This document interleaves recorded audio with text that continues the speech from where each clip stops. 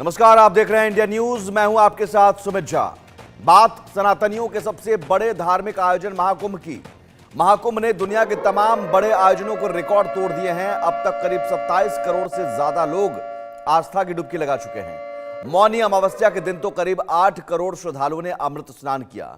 Record तोड़ भीड़ की वजह से कुछ अव्यवस्थाएं भी हुई, जिसके बाद योगी सरकार ने महाकुंभ के इंतजाम को और चुस्त दुरुस्त कर दिया है।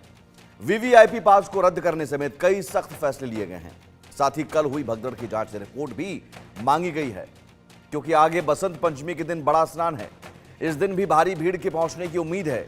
इसके लिए सीएम योगी ने डीजीपी और मुख्य सचिव को महाकुंभ भेजा है। वहां पर वो तैयारियों का जायजा लेंगे, साथ ही भगदड़ मामले की रिपोर्ट भी सौंपेंगे।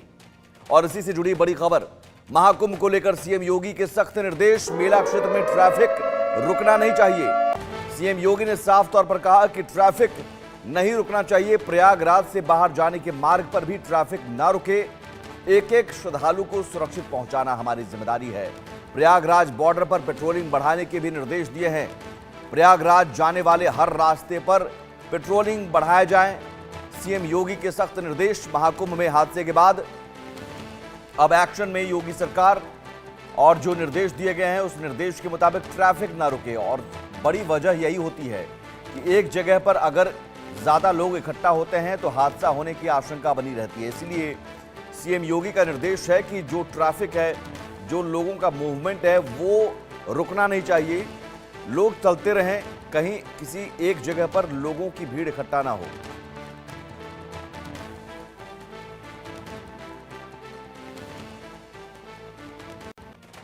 और इस बीच मुख्य सचिव और डीजीपी का आज प्रयागराज दौरा। डीजीपी मुख्य सचिव महाकुंभ जाकर ग्राउंड रिपोर्ट लेंगे। सीएम योगी को हादसे की जांच रिपोर्ट सौंपेंगे। डीजीपी और मुख्य सचिव व्यवस्थाओं की समीक्षा करेंगे।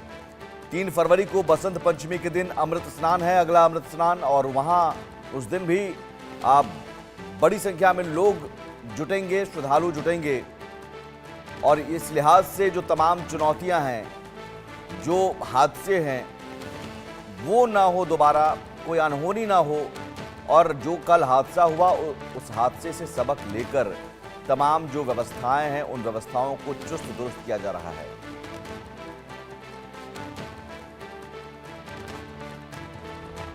डीजीपी मुख्य सचिव महाकुंभ में पहुंचेंगे आज और रिपोर्ट सौंपेंगे कल हुए हादसे की जांच को लेकर कि आखिर वजह क्या रही हादसे के पीछे।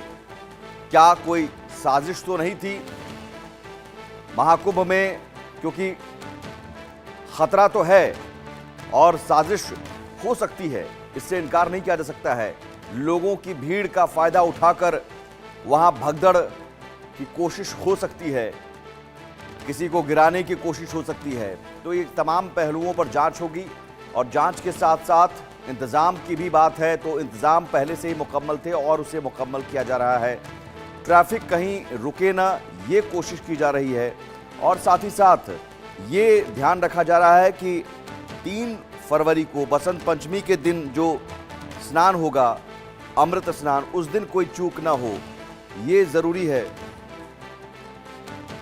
3 फरवरी को बसंत पंचमी के दिन अमृत स्नान है। मुख्य सचिव और डीजीपी का आज प्रयागराज दौरा, और डीजीपी और मुख्य सचिव महाकुंभ जाकर ग्राउंड रिपोर्ट लेंगे और सीएम योगी को हादसे की जांच रिपोर्ट सौंपेंगे। लेकिन इस हादसे के बाद जरूर कई सारे सवाल भी खड़े हुए।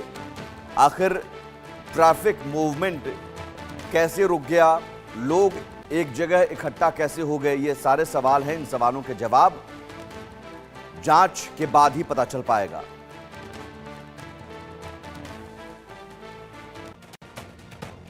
और हादसे के बाद क्या अब कदम उठाए जा रहे हैं महाकुंभ में, चूंकि अलर्ट पहले से ही है और सीएम योगी अब सख्त नजर आ रहे हैं इस हादसे के बाद। क्या कुछ अब कदम उठाए जा रहे हैं, आपको बताते हैं। ज्यादा ट्रेनें और बसें चलाई जाएंगी। ये अब जरूरी है कि जो भी भीड़ आए, जो भी लोग आए, वो वापस जाएं।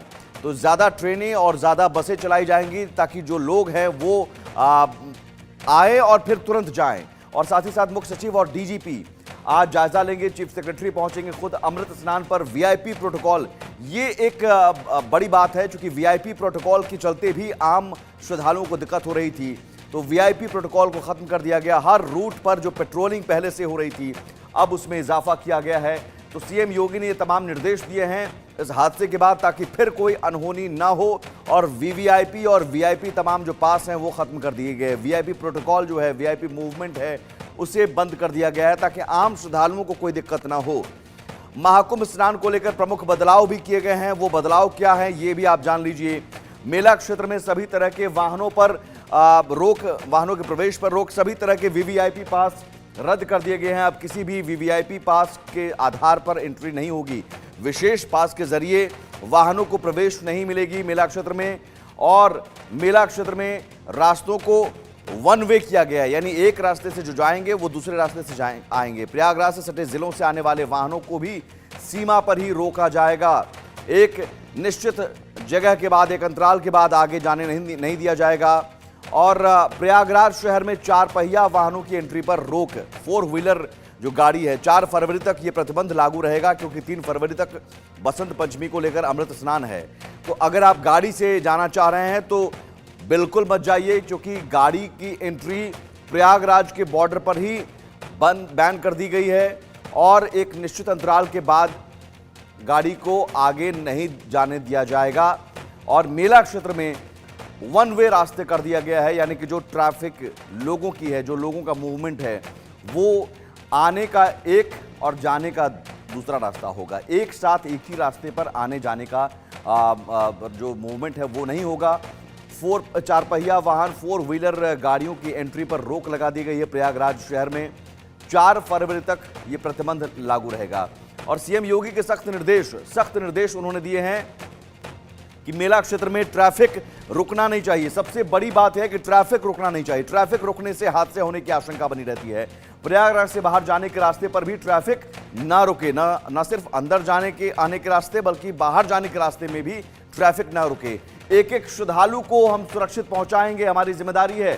प्रयागराज जाने वाले हर रास्ते पर पेट्रोलिंग बढ़ाएं। जो पेट्रोलिंग अभी हो रही है वो काफी नहीं है, और ज्यादा इसे बढ़ाइए। लगातार ट्रैफिक जो मूवमेंट है वो उसे कंटिन्यू करते रहिए, कहीं भी ट्रैफिक ना रुके। सीएम योगी ने इस लिहाज से सख्त निर्देश दिया है और कहा है कि आगे जो 3 फरवरी है, बसंत पंचमी को अमृत स्नान, एक बड़ी चुनौती यहां पर भी है। और उस दिन भी करोड़ों की संख्या में श्रद्धालुओं के आने का अनुमान है। और जरूरी है कि कहीं फिर से कोई अनहोनी ना हो, तो कोई भी चूक ना हो, इस लिहाज से सीएम योगी ने सख्त निर्देश दिए हैं। 2 मेहमान हमारे साथ जुड़े हुए हैं। महामंडलेश्वर स्वामी यतीन्द्रानंद गिरी हिंदू धर्मगुरु हैं, और संजय सहाय पूर्व आईपीएस। संजय जी, सबसे पहले आपके पास, बतौर आईपीएस क्या प्लानिंग होती है? क्योंकि यहां पर डीजीपी साहब ने एक बयान यह भी दिया था कि ये अपने आप में मैनेजमेंट, क्राउड मैनेजमेंट का एक स्कूल है, एक पाठशाला है महाकुंभ।